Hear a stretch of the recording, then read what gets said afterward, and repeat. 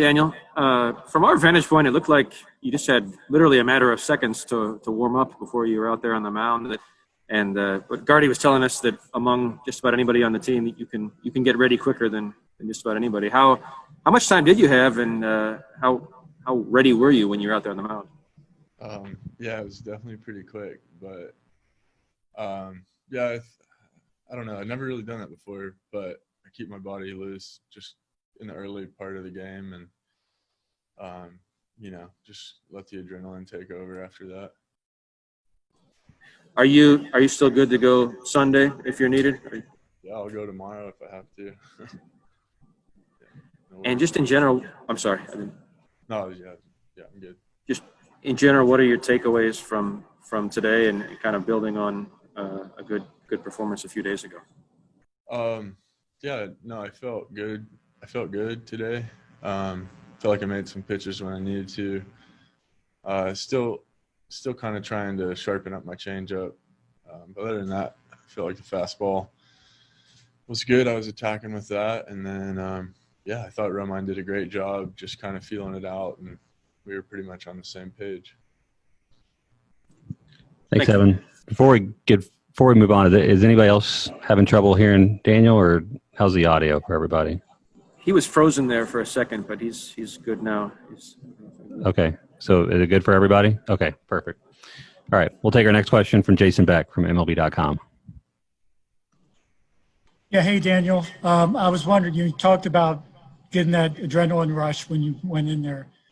When you get into a situation like that, fairly short notice, is it a benefit just, reacting pitch by pitch, not really having a chance to think about the opposing lineup? Yeah, I would say so.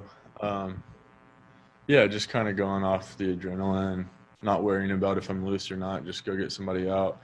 I don't think I've ever come in with anybody on base, so that was a different thing for me, but it was cool. And I saw your fastball was right up around 95. They were topped out there. I think they averaged over 93. Is that kind of do you sense a building process here with your velo coming back? Yeah, I think, I feel good with that. It's cool to see that after a long road back to there. But yeah, I feel good. I feel good about the work Andy and I have been doing every day, and it's cool to see that, sort of play out on the radar gun, although at the end of the day, we just want to get out. So it's not like I would be upset seeing something less, but it is, it's something we talk about, just where that kind of gets that weapon back for me, just because it was gone for a while. And last question for me, more from the team standpoint. The Indians, this is their 18th consecutive win against you guys since last April. As much as you guys have seemingly tried to turn the page from last year, is there a frustration factor with how they've been able to string together these wins against you? And is it kind of almost like a here we go again feeling sometimes? Yeah, it's definitely frustrating. It seems like they kind of have our number. But, the good thing, Gardy said this after the game, came in the clubhouse, is a good thing about baseball is we got tomorrow, and we can get them tomorrow. So that's what we're looking forward to. Thanks, Daniel. Thanks, Jason. Our next question comes from Johnny Kane from Fox Sports Detroit. Hey, Daniel. Hey, Johnny.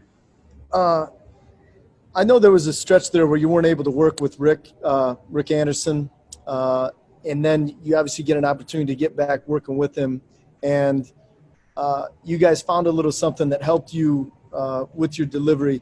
How much do you appreciate, as much as we'd all like to do it on our own, how much do you appreciate having a guy like Andy that can maybe identify something and for you to implement it and then get immediate results? Well, yeah, you're right on with that. It's everything. It's good to have just another watchful eye, and he's a great human, and he cares about every pitcher on the staff. And it literally took one throwing session for him to kind of mention it. There when I was stuck in quarantine throwing against the fence, the fence is my pitching coach, and they don't talk much. So it was good to get back with Andy. and not to give away any of your secrets or anything, and I don't think this is, but could you give us an idea of what you were able to do with your stride to give yourself better command control? Yeah, it's basically just shortening it up, getting on my toe instead of landing on my heel. I think it creates an angle. It lets me finish the pitch. I know I obviously recoil, but as long as I get through the pitch before I recoil, then that's what we want. I think that my body just does the recoil. It's not something I do on purpose. It's sort of my deceleration. But as long as I can get through the pitch before I do that, then I'm going to be, where I want to be sharpness-wise. But if I recoil too quick or something like that, or land on my heel, then I'm cutting myself off. And that's when, for example, if I'm throwing a fastball away, it would cut middle. And that's where I was getting hurt in the past couple of years. But, yeah. Appreciate it, brother. Thanks. Hello, Jeimer. Hello, John. How you doing? Hey, I apologize if you've been asked about this since you've moved from third to first, but I just wanted to know from you, Gardy was talking about how much work he sees you putting in to becoming an elite, defensive player. Obviously, you've always put in the work, but how would you characterize the work you've put in on that side of the ball? I'm putting a lot of work all the time, trying to be better. This year I will be I have the opportunity to start the job as a third base, so I put myself in a good position to help the team win offensively and defensively. So I was working really hard. Crum get hurt and I have to move to first base. Rotate a little bit, but right now I'm playing first base the last 3 games, and I'm putting a lot of effort to where I'm playing. I don't care. I just want to have fun and help my team win. That's all about. And my last one is offensively for you. Maybe not where you wanted to be to start the season, but you look at the last week and a half, it seems like you're really coming into it pretty good. Had another triple tonight. What's your confidence level right now when you're stepping into the batter's box? I just be ready from the first pitch. Being ready for the first pitch. I want to do some damage for starting the IB and putting me in a good position to hit the ball. I just want to be able to be in a great position to any mistake that the pitcher make, I will take advantage. And I'm putting a lot of effort on my routine, and I just carrying to the game. All right. Continued success. Thank you. Thank you, man. Thanks, Johnny. Our next question comes from Chris McCoskey of the Detroit News. Jeimer, how are you?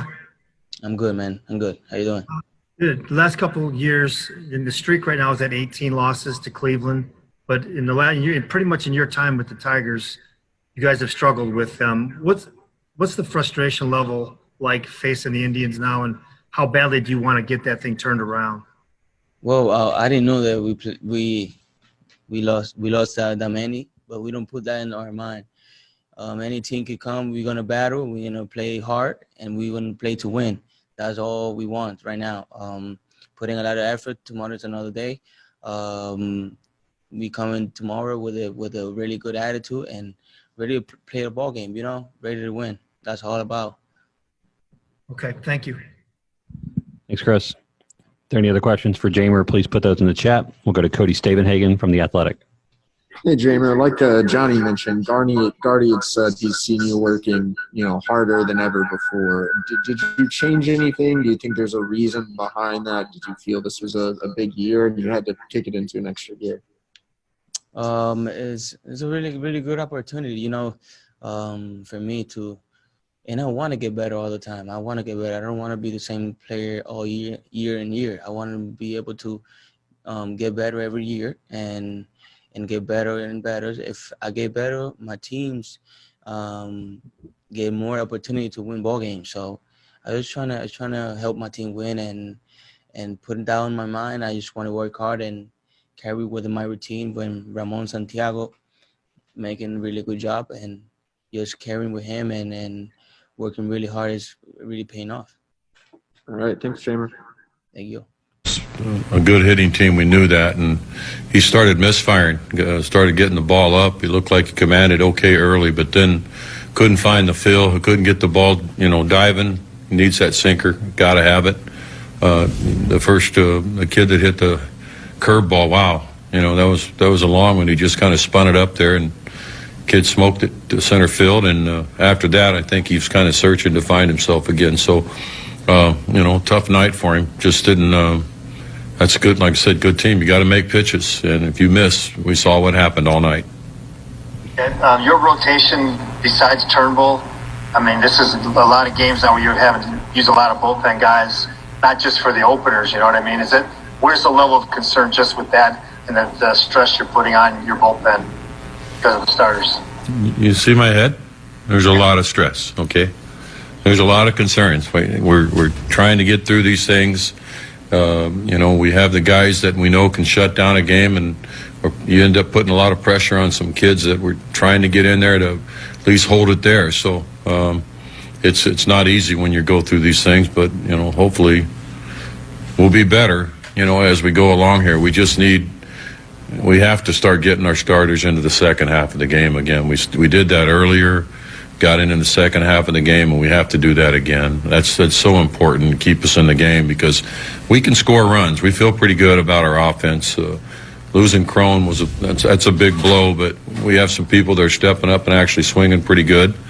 But we need to be able to get to the second half of the game to get to that kind of bullpen to shut things down and keep us in the game and give us a chance. And we haven't been able to do that last few games.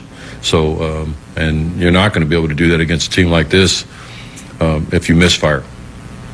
Thank you. Mm-hmm. Thanks, Chris. Our next question comes from Jason Beck from MLB.com. Yeah, hey, Gardy. I was wondering, were you thinking going into the night that Norris was going to be your long guy, or did that come out of necessity? Who? Norris. Was my long guy? Yeah. Let me tell you what, I don't know how to put this. We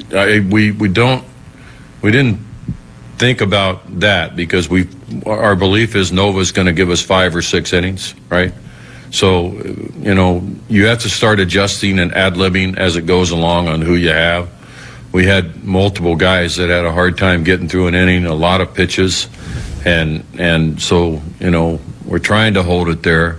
We threw Norris out there, and, here in a couple of days, he's also supposed to be the backup to Fulmer. So, Andy said he'll be fine. He didn't throw that many pitches, I think 30 pitches. So this kid bounces back. He's resilient. But we were trying to just hold the game there and at least see if our offense could do something and get back into it the whole rest of the game. And then we had to get to the kids, and they hung in there. A couple of them got, hit a little bit. But we were trying to get through the game at that point. When your starter goes out that early, your goal is to not murder everybody and save something for tomorrow.